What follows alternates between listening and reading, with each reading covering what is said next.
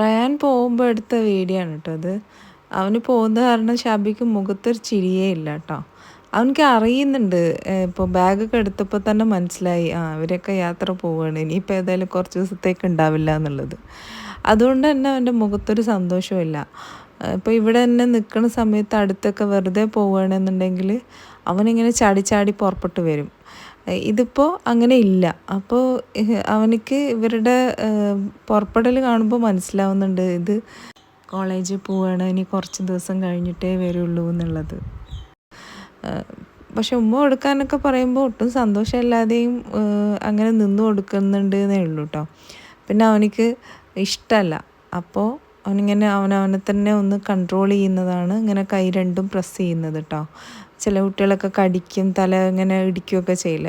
അവൻ്റെ തല കൊണ്ടുപോയിട്ട് ഇങ്ങനെ തലയിൽ ഇങ്ങനെ മുട്ടുകയൊക്കെ ചെയ്യുമായിരുന്നു ചെറുപ്പത്തിൽ. അതൊക്കെ മാറിയത് ഇങ്ങനെ സ്വയം കൺട്രോൾ ചെയ്യാൻ പഠിച്ചത് കൊണ്ടാണ് കേട്ടോ. അവനവൻ്റെ കൈ രണ്ടും സ്വയമേ കൺട്രോൾ ചെയ്ത് അവൻ്റെ കയ്യിലൊക്കെ നല്ല തഴമ്പാണ്.